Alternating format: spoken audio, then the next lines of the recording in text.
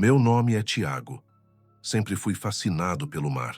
Quando criança, eu passava horas na praia, observando o horizonte se fundir com o céu, imaginando que tipo de criaturas viviam além daquele limite.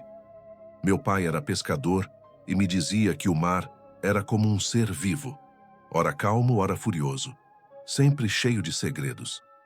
Cresci entre histórias de naufrágios, de sereias que enganam marinheiros, de tempestades que surgem do nada. Mas nunca imaginei que um dia eu me tornaria o guardião de um farol onde o mar fala com você, e que para sobreviver, eu teria que seguir regras que fariam qualquer um rir se fossem contadas em voz alta. A vida tem um jeito de nos levar a lugares inesperados. Eu trabalhava como operador de guindaste em um porto, responsável por carregar e descarregar contêineres. Era um trabalho pesado, mas honesto.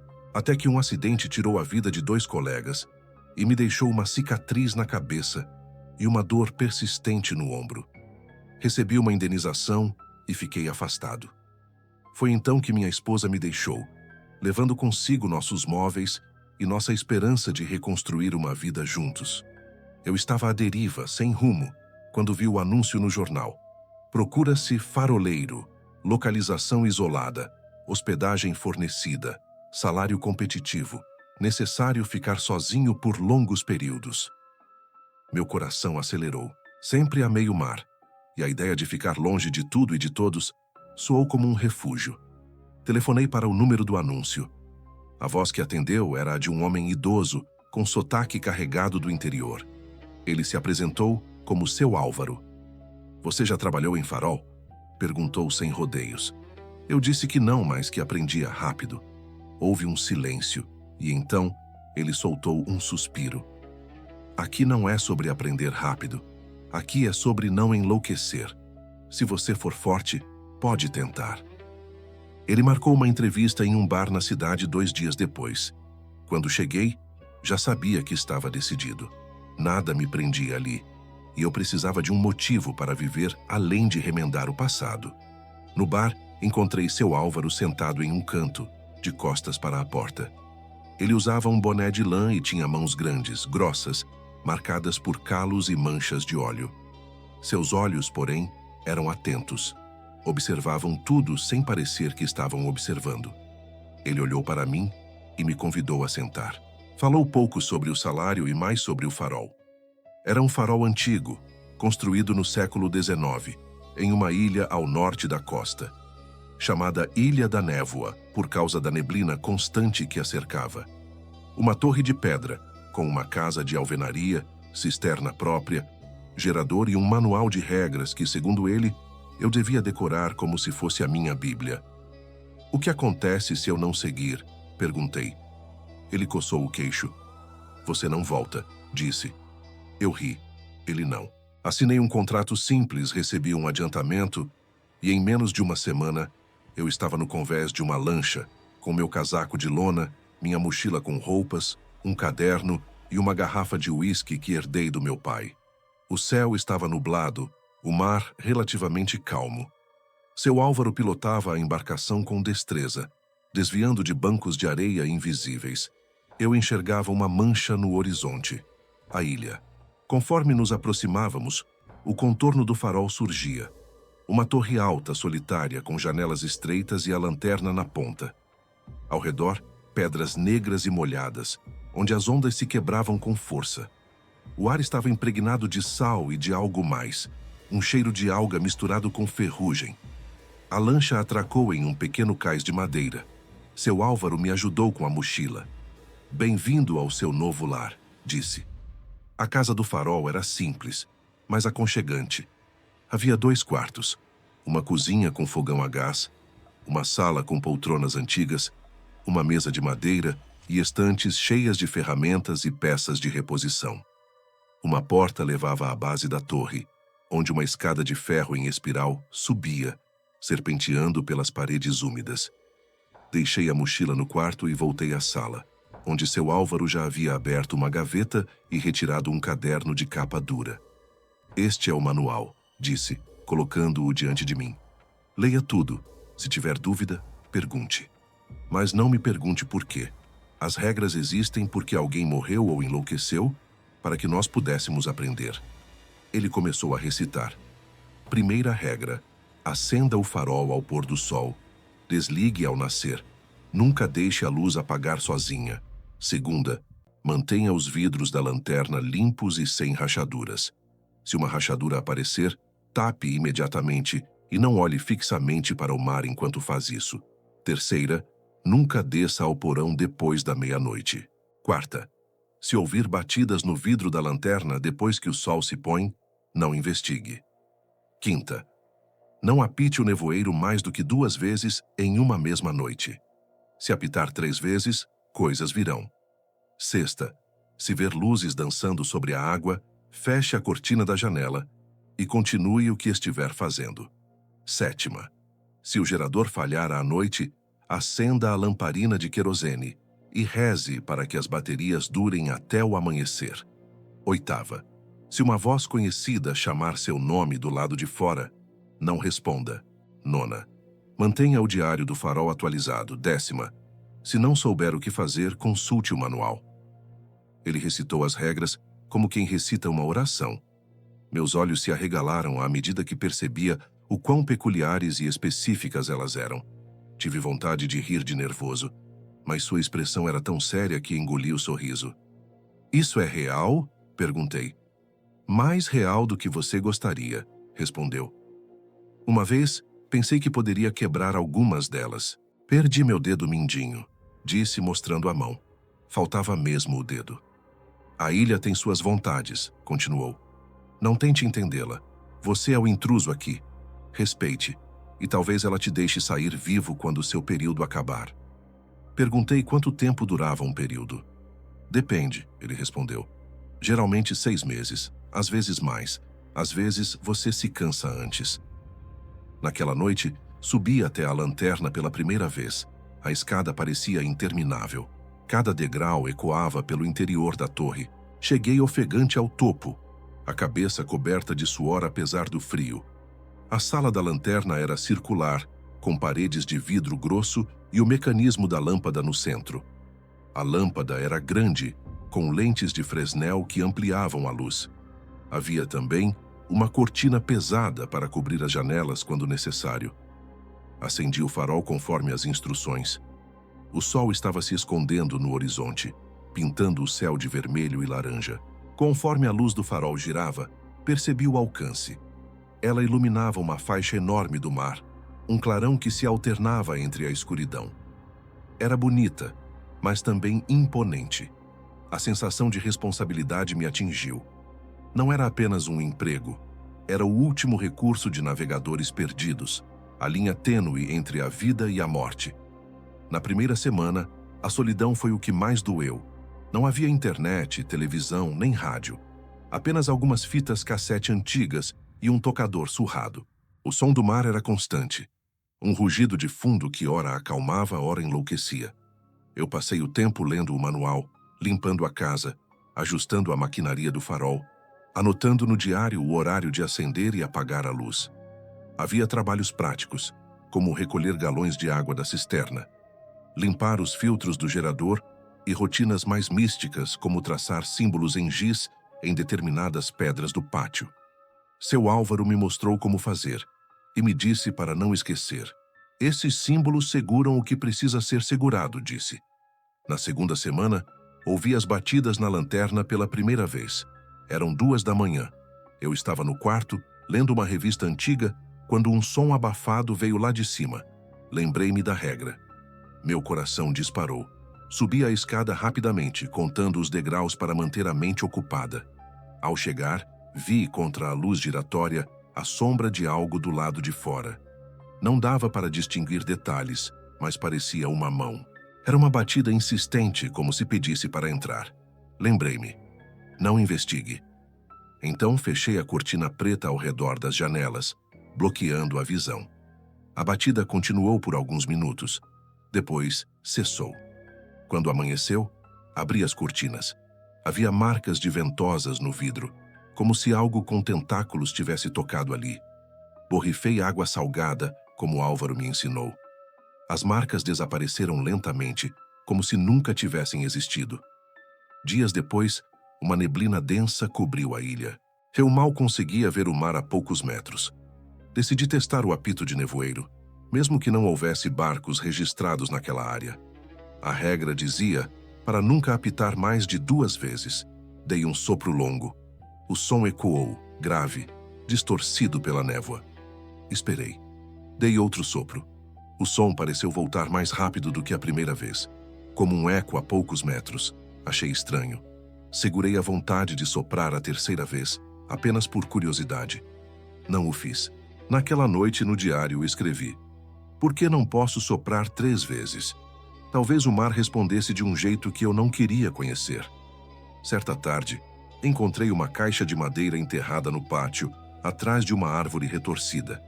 A terra ali parecia mais fofa. Cavei com uma pá pequena e descobri a caixa. Estava úmida, mas intacta.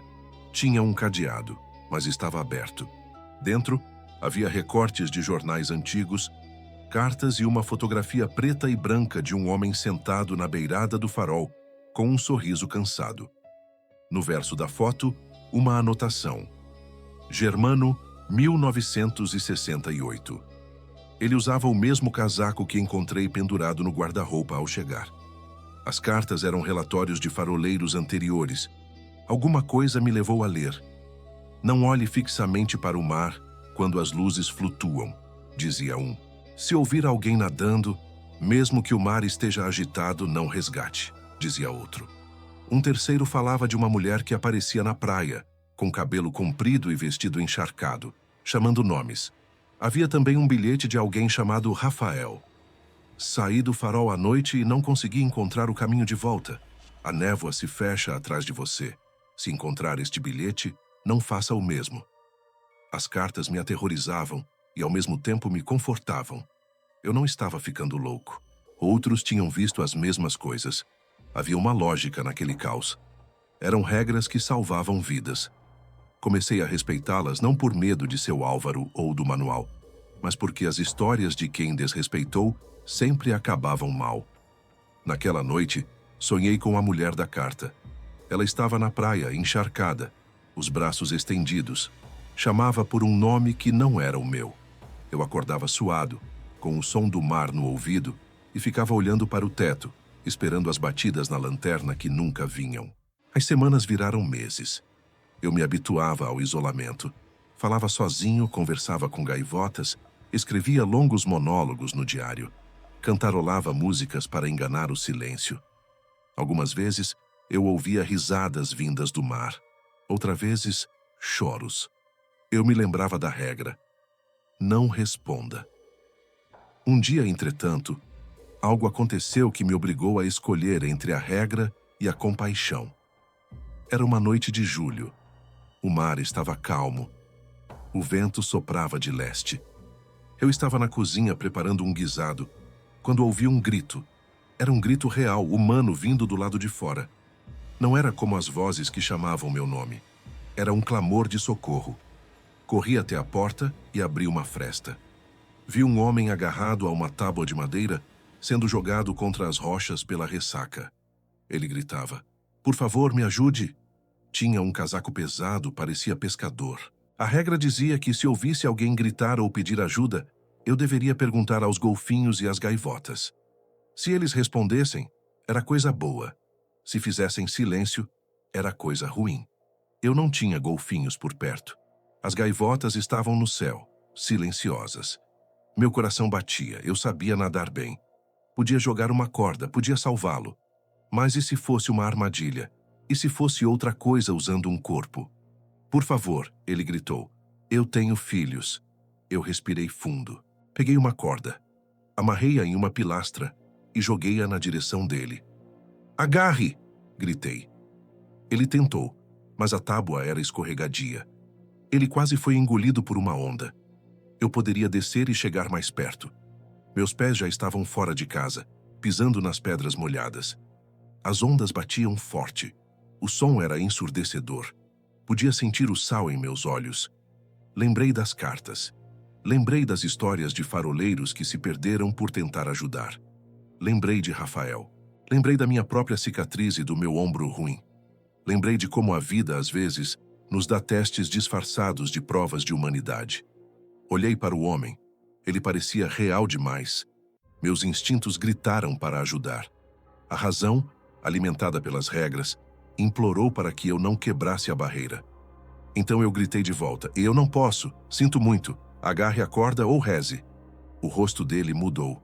Por um segundo, a expressão de desespero virou um sorriso. Não de alívio. Um sorriso fino, malicioso. Os olhos dele brilharam amarelos por um momento. Então ele se virou, deixou a tábua e mergulhou. A onda seguinte veio, mas não trouxe o corpo. Não havia mais nada. Eu fiquei parado, com a corda na mão, tremendo. Voltei para dentro. A porta fechou-se sozinha. O vento uivou. Eu caí de joelhos e chorei de vergonha e de alívio. Eu não sabia se tinha salvado minha vida ou perdido minha alma. Escrevi no diário: "Hoje alguém pediu ajuda. Não ajudei. Sobrevivi. Mas me odeio um pouco por isso." Escrevi também: "Regra respeitada. Nada aconteceu exceto uma culpa que talvez me acompanhe." Nos dias seguintes, ouvi sussurros mais frequentes, como se aquela escolha tivesse aberto uma porta dentro de mim. Eu via sombras no canto dos olhos. Comecei a sonhar com meus colegas mortos no porto, gritando que eu não os salvei. Sonhei com minha esposa, de mãos dadas com um homem sem rosto, andando pela praia. O mar parecia mais bravo. As ondas batiam com mais força. O farol permanecia firme. O gerador nunca falhava à noite. Mas eu vivia com medo dele parar. Mudei a rotina. Colocava menos água no guisado, pois o sal me lembrava do homem do mar. Passei a escrever cartas para ninguém, contando como me sentia. Não tinha para quem enviar. Queimava as cartas quando terminava. As cinzas dançavam ao vento. Quando o terceiro mês terminou, tive a primeira queda de energia. Foi de madrugada. A lâmpada da lanterna apagou abruptamente. O gerador tossiu, arfou e parou. Senti o sangue fugir da minha face. A regra era clara: acenda a lamparina de querosene e reze para que as baterias durem até o amanhecer. Subi até a lanterna com a lamparina nas mãos. A escuridão era palpável.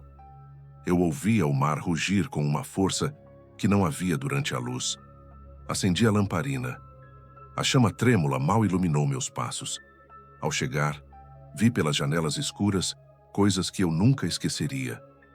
Havia formas grandes no mar, sombras que se moviam debaixo da água. Às vezes, uma enorme dorsal quebrava a superfície.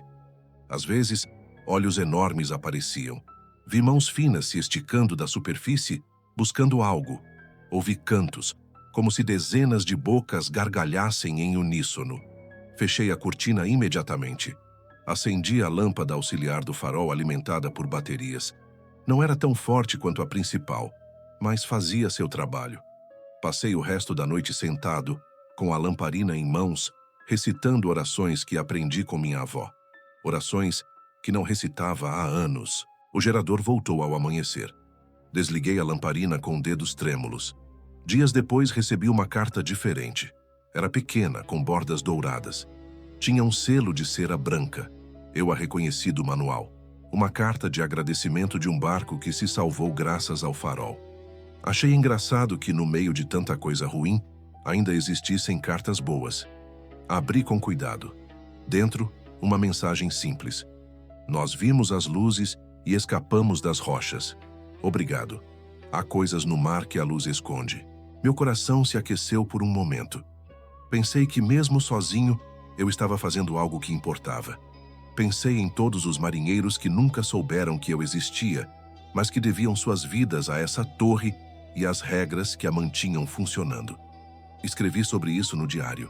Escrevi que, às vezes, seguir as regras é um ato de amor, que se eu quebrasse, talvez salvasse uma pessoa, mas prejudicaria centenas, que meu sacrifício valia a pena. Certa manhã, ouvi sons vindo do porão. Era como um arranhar. Lembrei da terceira regra: nunca desça ao porão depois da meia-noite. Mas eram 10 da manhã. A luz do sol banhava a ilha. Pareceu seguro. Peguei uma lanterna e abri a porta que levava a uma escada íngreme. O ar que saiu de lá era frio, úmido.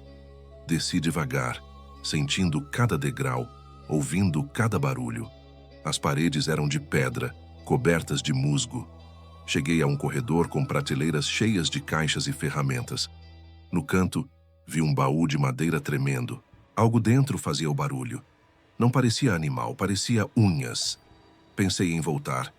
As regras não falavam sobre abrir baús. Fiquei curioso. Aproximei-me. O baú tinha um cadeado. Olhei ao redor e encontrei uma chave sobre um gancho enferrujado. Minha mente me dizia para subir. Minha curiosidade me dizia para abrir. O arranhado continuava.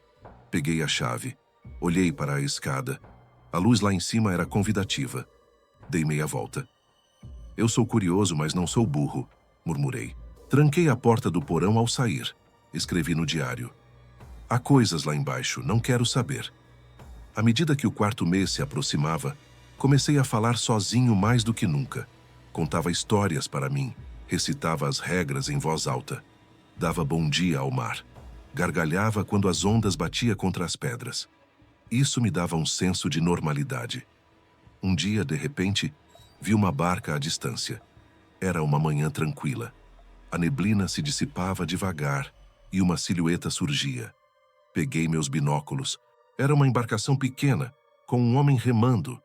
Ele estava vestido com roupas rasgadas e parecia ferido. Farol, ele gritou, a voz carregada pelo vento. Por favor, água. Lembrei da regra. Se um estranho vier de barco e pedir algo, pergunte 3 coisas.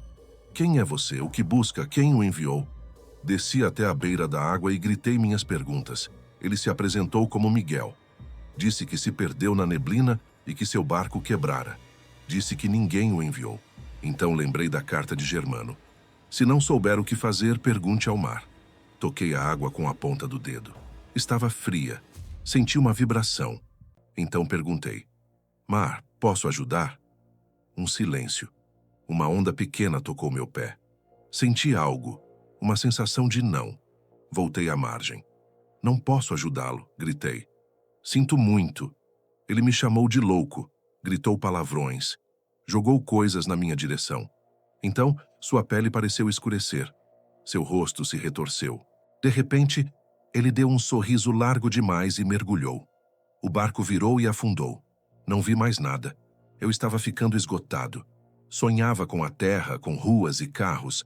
Sonhava com meu pai, com quem não falava há anos.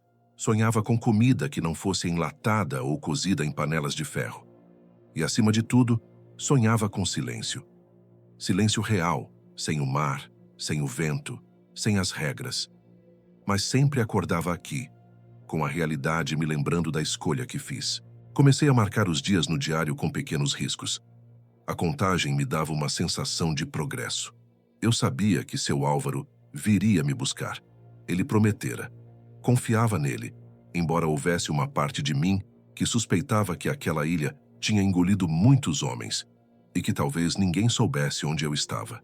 A única prova de que o mundo ainda existia eram as poucas cartas boas que chegavam e as gaivotas que ainda voavam. O tempo finalmente trouxe sua Álvaro de volta. Eu o ouvi antes de vê-lo.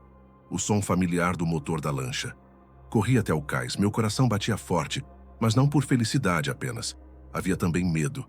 Medo de voltar ao mundo, de encarar pessoas, de contar a alguém o que eu tinha visto. Ele desceu com um sorriso e me abraçou. Você conseguiu, disse. Nem todos conseguem. Eu o abracei de volta e chorei. Ele me olhou com tristeza. Nem sempre o mar nos devolve iguais, disse. Pegamos minhas coisas. Antes de partir, olhei para a torre do farol. Senti uma mistura de gratidão e raiva. Toquei a pedra, como a me despedir. Olhei para o manual que deixei em cima da mesa. Não precisava mais dele. Mas ele precisava de mim? Não, ele precisava do próximo. Na lancha, enquanto a ilha diminuía no horizonte, segurei a carta de Germano, o bilhete de Celina e o caderno onde minha mãe me pedira para viver. Olhei para o mar. Ele estava calmo, como se nunca tivesse tentado me devorar. Vai sentir falta, disse seu Álvaro. Pode rir, mas vai. Eu sorri. Ele não estava totalmente errado. Havia algo naquela solidão que mudava você. Eu já não era o homem ferido e perdido que desembarcara ali meses antes. Era alguém que enfrentara vozes, sombras e o próprio medo. Alguém que sacrificara uma ajuda e salvou centenas. Alguém que aprendia a seguir regras não por submissão, mas por amor. O farol continuava aceso, girando, piscando no horizonte, mesmo com o sol brilhando. Pensei nas regras. Pensei em todos que as seguiram. Pensei em todos que as quebraram. E pensei na 10ª. Se não souber o que fazer, consulte o manual. Talvez a vida seja um farol. Talvez todos tenhamos nossos manuais, nossos limites, nossas vozes no escuro. A escolha de segui-los ou não é o que nos define. Enquanto a lancha cortava as ondas, eu prometi a mim mesmo nunca esquecer. Nunca esquecer que, às vezes, para nos encontrar, precisamos nos perder em uma ilha coberta de névoa. Mas a história não acabou quando subi na lancha. O mar pode até te deixar ir embora, mas ele não sai de dentro de você. Voltei à cidade, reencontrei pessoas, reencontrei meu pai após anos de afastamento. Ele me olhou nos olhos e disse que eu estava diferente, mais quieto, mais distante. Eu tentei explicar o que havia vivido. Ele riu, pensando que era exagero. Meu pai sempre foi cético, mas na 3ª noite, acordei no meu quarto, na casa que eu alugara, e ouvi o som do farol, um tique constante, como o pêndulo do relógio da lanterna. Achei que fosse minha imaginação. Apaguei as luzes e o som aumentou. Era como se a ilha tivesse se infiltrado na cidade. Abri a janela e senti um cheiro forte de mar. Longe, entre prédios, vi uma luz girando. Pisquei. Sumiu. Deitei de novo, mas não consegui dormir. O farol me chamava. Ou seria minha culpa? Escrevi no meu novo diário. Talvez nunca deixe de ser faroleiro. As semanas seguintes foram uma tentativa dolorosa de reintegração. Arrumei um emprego em uma oficina mecânica. Trabalhava com motores, peças e óleo, algo físico que me distrairia da minha mente. Mas quando mergulhava as mãos em graxa, sentia cheiro de alga. Quando ligava o rádio, ouvia o som de gaivotas. Quando via nuvens densas, sentia vontade de acender uma luz. Meus colegas perceberam minha distração. Um deles me perguntou por que eu sempre apagava as luzes da oficina às 18 horas em ponto. Eu não soube responder. Saía do trabalho e caminhava pela orla, observando o mar urbano sem força, sem névoa.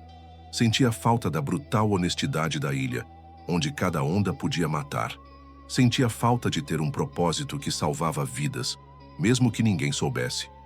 À noite, sonhava com batidas no vidro, com tentáculos, com cartas que eu não abrira.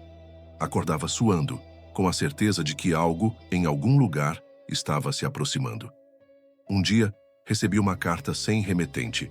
O envelope era cinza, sem selos, apenas com meu nome e meu endereço escritos com uma letra antiga. Minha espinha gelou. Abri com cuidado. Dentro, uma mensagem curta, escrita com tinta azul. Volte. Falta luz. Não havia assinatura. Meu coração disparou. Tentei ignorar. Passei dias sem dormir direito olhando para o mar, imaginando que do outro lado a ilha estava às escuras. E, se estivesse, quantos marinheiros se perderiam por minha causa? Tentei pensar racionalmente. Talvez fosse uma brincadeira. Talvez Álvaro tivesse me escrito. Fui ao bar onde nos encontramos pela primeira vez.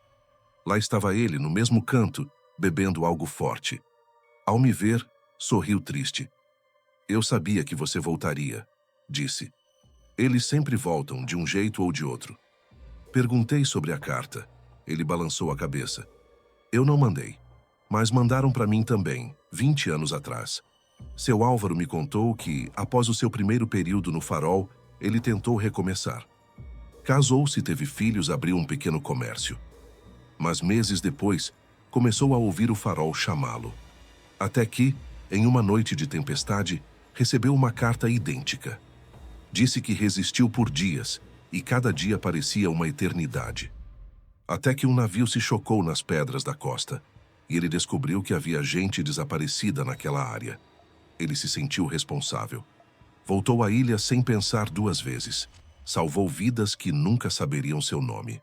E então, a cada vez que saía, o intervalo até ouvir o chamado diminuía. Ele percebeu que o farol não era um emprego, era uma vocação, uma maldição e uma bênção. Você acha que pode fugir, disse ele, mas a luz faz parte de você agora. Eu não queria acreditar nele. Eu queria ser livre. Mas naquela noite em casa, uma nova carta chegou. Dessa vez, o envelope era azul e a letra lembrava a da minha mãe. Não havia selo, sem voz, sem nome. Apenas: Tiago, meu filho, sei que você está cansado, mas existe um barco vindo e ninguém mais vai salvar quem está nele. Minha visão turvou. Eu sentia o cheiro da cozinha da minha mãe. Sabia que não era ela quem escrevia. Sabia que era o mar usando a voz dela. Mas também sabia que havia um barco em perigo. Passei a noite em claro, lutando contra dois sentimentos: o de que eu estava sendo manipulado e o de que eu era a única esperança de alguém. Quando o sol nasceu, eu tinha decidido. Não era sobre a carta. Era sobre quem eu queria ser. Eu poderia virar as costas para um chamado, ou poderia atender, mesmo sabendo do risco. Escolhi o segundo. Liguei para seu Álvaro. Vamos, disse. Ele não perguntou nada. Apenas arrumou a lancha. Voltamos à Ilha da Névoa em uma manhã cinzenta. A neblina estava mais densa do que nunca. Mal dava para ver a torre a poucos metros. Ao desembarcar, percebi que algo estava errado. O farol estava apagado. A porta estava aberta. O interior estava frio, cheio de pequenas poças d'água, como se a umidade tivesse invadido tudo. Havia marcas de mãos no corrimão. O diário estava no chão, encharcado. O manual tinha páginas rasgadas. Eu gritava pelo nome do novo faroleiro, uma mulher chamada Clara que eu nunca conhecera. Nenhuma resposta. Subi até a lanterna. A lâmpada estava intacta, mas desligada. Lá fora, o mar rugia. Olhei para o horizonte. Em meio à névoa, vi a silhueta de um barco inclinado. Batia contra as pedras, preso. Havia gente a bordo, correndo, gesticulando. Sem luz, eles não sabiam onde estavam. O manual dizia para não sair à noite, mas não dizia nada sobre o dia. Peguei cordas, galões de gasolina e corri para o cais. Álvaro me olhava com preocupação. Você sabe o que está fazendo? Perguntou. Eu não sabia. Amarrei uma corda longa em uma rocha e prendi a outra ponta em mim. Mergulhei. A água estava gélida, cortando como facas. Nadei contra a corrente, guiado pelo som do barco e pelos gritos. Quando cheguei perto, estendi a corda. Prendam-se! Gritei. Vi mãos agarrando a corda. Havia uma criança, 2 homens e uma mulher. Seus olhos estavam arregalados de medo. Amarramos a corda ao barco. Fiz sinal para Álvaro puxar do lado de terra. Juntos, com o mar tentando nos levar, conseguimos guiar o barco para longe das pedras. Cada metro que avançávamos era uma luta. Vi formas escuras surgindo na água. Vi olhos brilhantes nos observando. Senti mãos geladas tocando minhas pernas. Os gritos do mar ficaram mais altos. Parecia zangado. Mas eu continuei. Finalmente conseguimos alcançar uma área segura. Os sobreviventes estavam em choque, mas vivos. Levei-os à casa. Acendi a lareira. Preparei comida quente.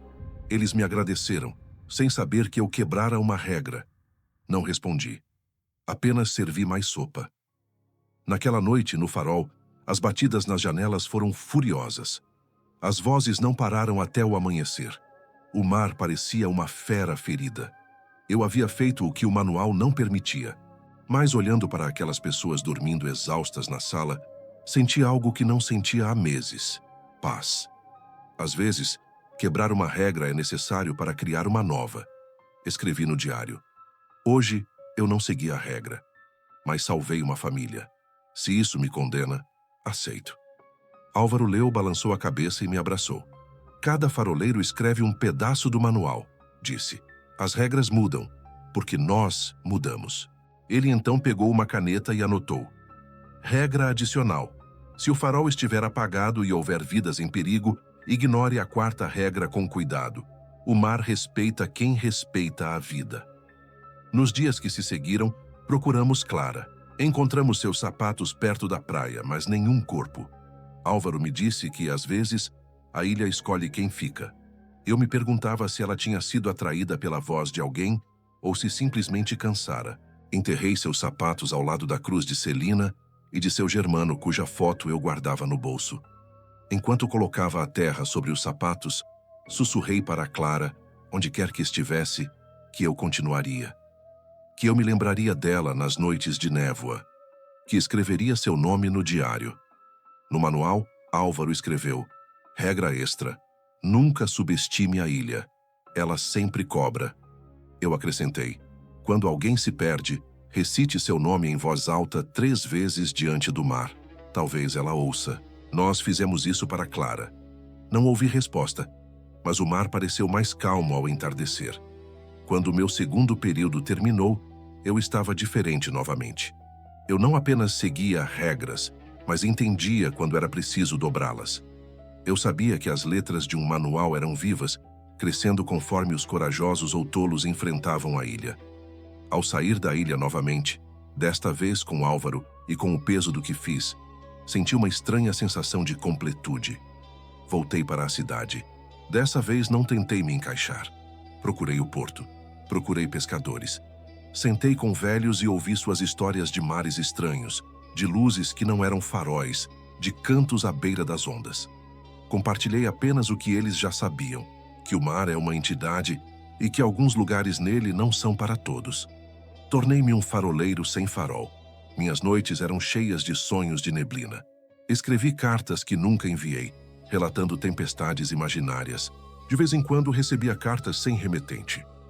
Algumas eram advertências, como aquela primeira. Outras eram agradecimentos.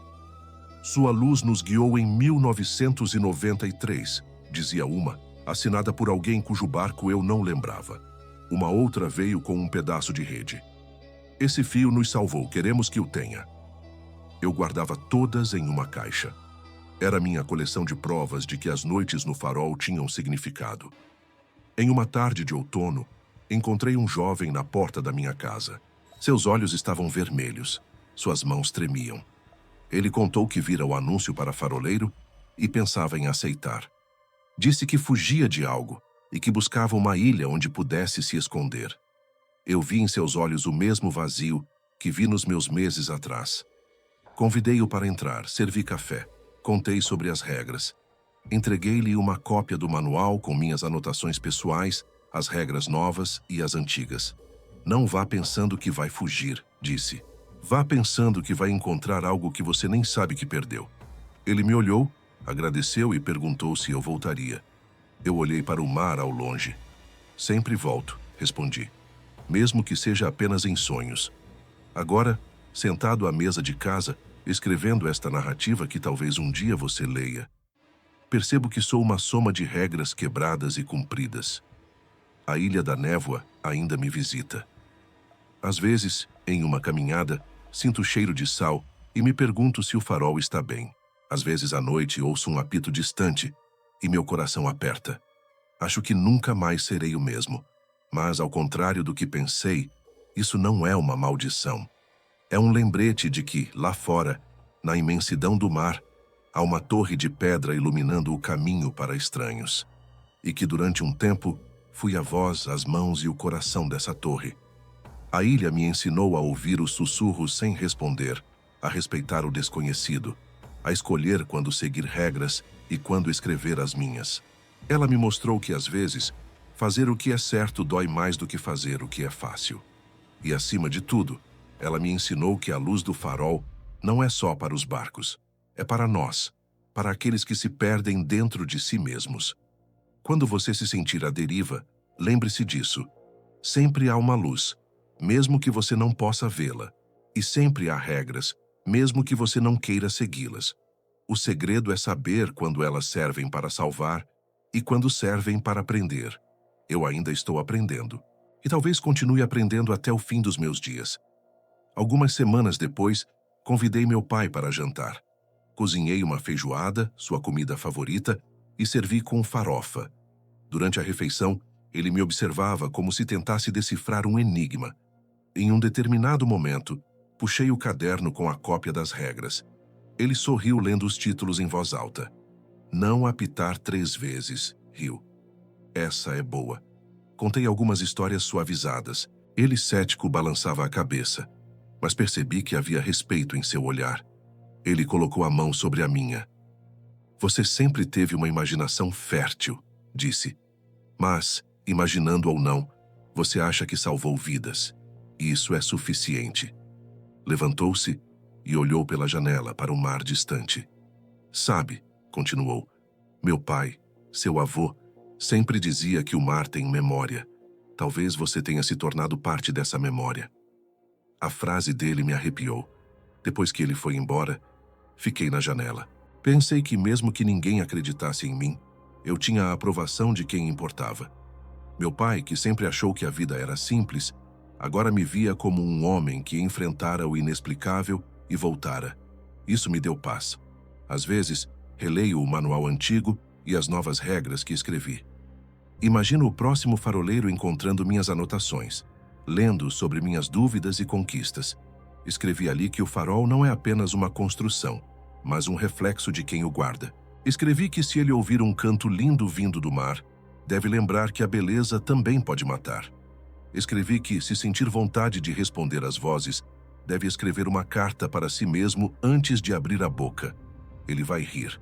Vai pensar que sou louco, mas talvez em uma noite de tempestade ele compreenda.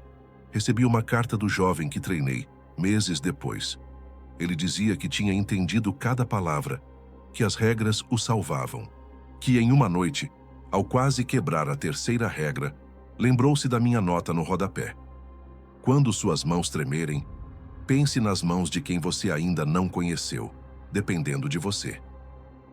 Ele disse que recuou e que salvou 3 pescadores no dia seguinte. Guardou minha carta como um amuleto. Ao ler sua carta, senti lágrimas. Achei que nunca fosse me emocionar de novo por algo tão simples. Mas ali estava, chorando sobre papel, e percebi que talvez a luz que eu deixei girando na lanterna não se apagasse com minha saída. Talvez ela continuasse em cartas, em histórias, em regras. Talvez essa seja a verdadeira função do farol, iluminar mesmo quando ninguém está olhando. E enquanto houver alguém escrevendo regras com o coração, a Ilha da Névoa nunca será só uma prisão. Será também um farol para quem se perdeu dentro de si.